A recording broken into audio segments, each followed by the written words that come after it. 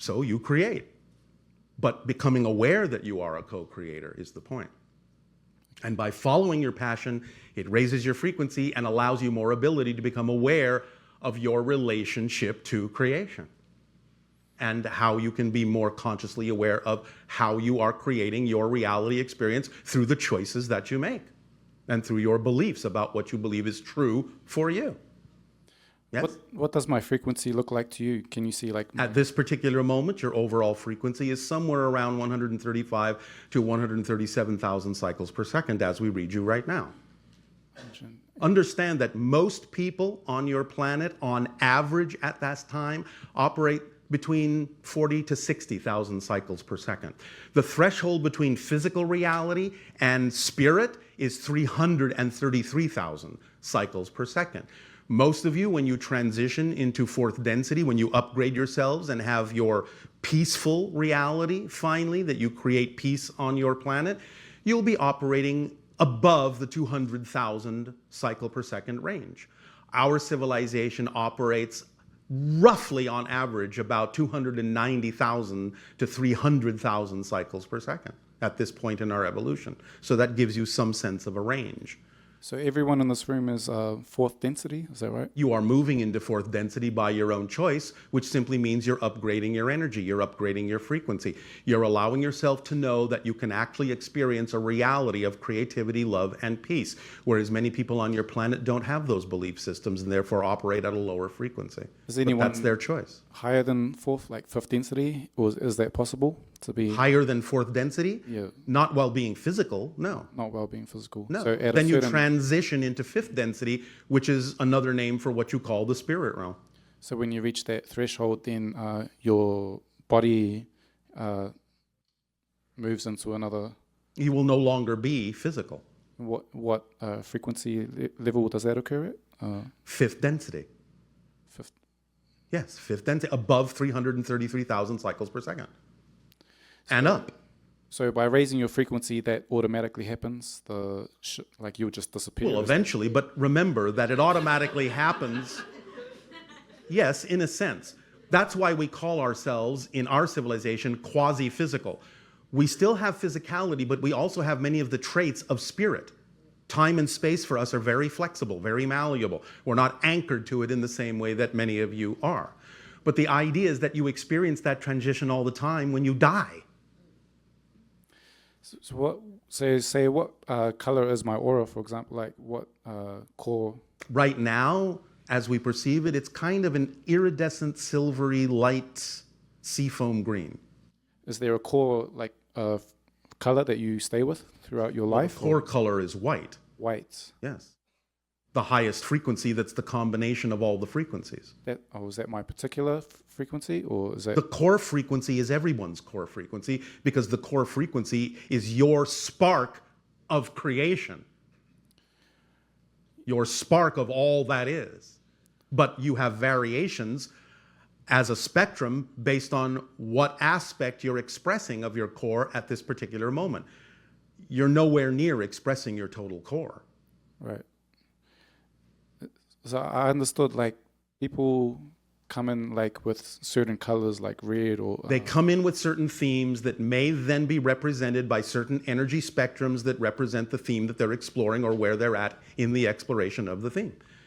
So what color is my theme? Or No. You're asking questions that don't have answers that way. I've told you where you're at right now. That's where you're at right now. That's all you need to know. Follow your passion. It will change automatically. You don't have to necessarily narrow it down to what color am I now? What color am I now? What color am I now? You're only going to slow down the process by focusing on it that way.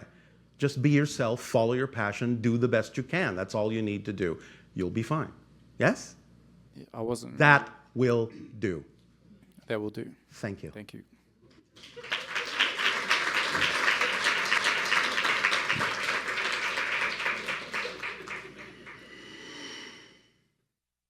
Hello, Bashar. And you good day. I had another incident in the snow. Another incident in the snow. Yes. All right. So I went out and there was a gazebo with Yes. a Christmas tree inside it. Yes.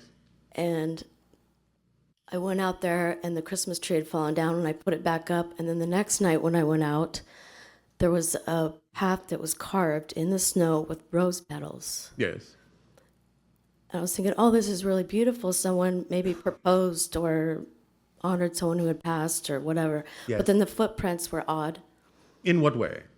They were small and they're like little dress shoes. They almost look like little The shoes of like a child? leprechaun or a child's shoes, yes. Yes. And then there was like a few animal prints. All right. Can you give me clarity on what that was? I can. Oh, you're asking me to? Yes. Understand that as your parallel realities begin to split, you will find that there will be more also of a kind of crystallization in the energy field of your planet that will allow for what you would typically call both nature spirits and also sometimes, on rare occasions, some of the hybrid children to come and play a few tricks with you and set up symbols and set up scenarios like a game for you to follow to see what you do with that and what it leads you to within yourself. So there are other kinds of beings that do exist that are connected to your world that you don't often see because you're not necessarily on a vibratory level to do so, but they have their own reality. They understand they have a relationship with you as part of the earth, and sometimes they will manifest themselves a little bit more physically than usual to be able to interact in your reality. It's another form of contact. It's another form of delivering information, but in a visual way, in an experiential way, to see what you do with it, to see how you might also want to play, to see what you get out of it, to see what you add to it, so that you can go back and forth in playing with these other forms of consciousness, these other forms of life, so that you become more familiar with them on your planet, because in the future, you'll be able to interact with them much more directly. So this is the beginning of contact from the consciousness of the nature spirits themselves, to see how far you're willing to go, to see whether or not you're still going to be operating in fear or whether you're going to be operating in joy and love. Yes? Yes, well, it was really joyful and loving. All right. And I took some of the rose petals home and put them in my medicine bag. All right. And so? I don't know why I'm crying right now. Because you are aligning with your true self, and that usually forces the chemical components of negative beliefs out of your system through your tears. It's tears of release, tears of alignment, tears of joy when you are aligning with something you know is true for you, when you've discovered a new piece of yourself in the world. You have discovered a treasure within yourself, a treasure of your connection to those levels of reality, those levels of creation that allows you to be more free to be who you are. That's cause for release and joy. Yes? Yes, Does this help? yes, Anything else? yes. So when I discussed with you before, my teacher with the bone knife, Yes. I've had more communications with him, All right. and I decided to find out on my own Yes. who he is and where he's from. All right. And what have you discovered? It's still confusing. I still That's don't. all right. It's a process. So Doesn't have to Does come he- right away. is he incarnated at this I time? cannot help you in this process yet. You're in the middle of it. Can't spoil it for you. Can't spill the beans. Let the cats out of the bags. Open all your presents. You need to go a little further in your process on your own. Keep going. You're doing fine. At some point, we'll be able to discuss this with you further, but not in mid-process. Otherwise, we spoil the surprises for you. Okay. All right? So you're probably not going to tell me what it means to follow the red feather? I probably am not. Okay. Good guess. Yeah. So the signature frequencies, so we all inherently have a very unique frequency. You all But have they a all can unique change? expression. Your signature vibration, in a sense, will not change, but you can change the secondary vibrations around it that represent your unique expression of the signature frequency. But the signature frequency is a different expression from everyone else. It's your unique reflection of all that is. Your unique reflection as an expression of creation. Yes? Okay. And then you can express different frequencies of that, different ways of expressing that signature frequency as you go through your process of rediscovering yourself. So when you're reading someone's frequency, you're reading the frequency around the signature? Yes. Okay. Because if I just read the signature frequency, it wouldn't really matter much to you. Your signature frequencies are all very, very, very high. It's just that you're clouding them with all sorts of fear-based belief systems that doesn't allow the light to shine through as strongly as it could. Okay. That's the whole point. It's clearing out the attic, clearing out the basement of all the negative fear-based beliefs that cloud your ability to express the signature frequency that you are as an aspect and reflection of creation more fully. That's what this is all about.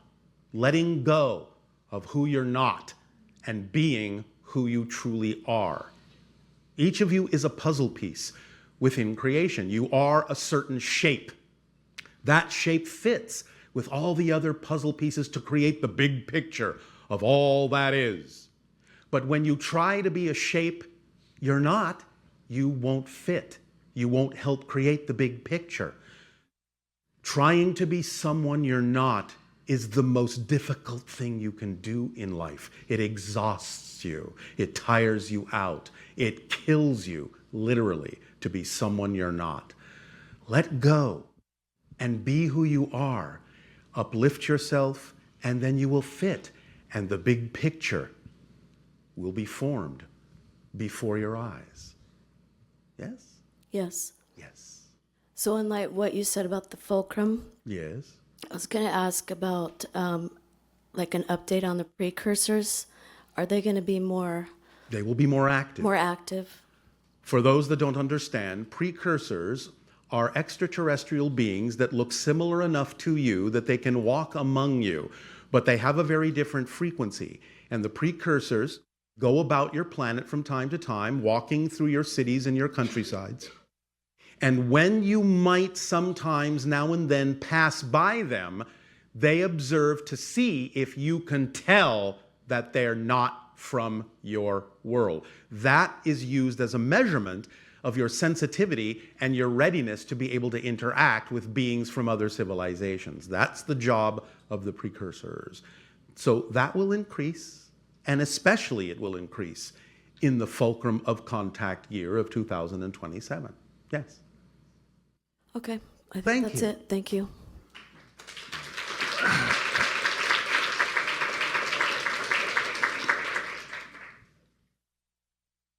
One moment. Somebody asked, well, which civilization are the precursors from? They are from the fourth hybrid race, the Shayael, and some from the Yael, the fifth hybrid race, because those are the ones that look most like you.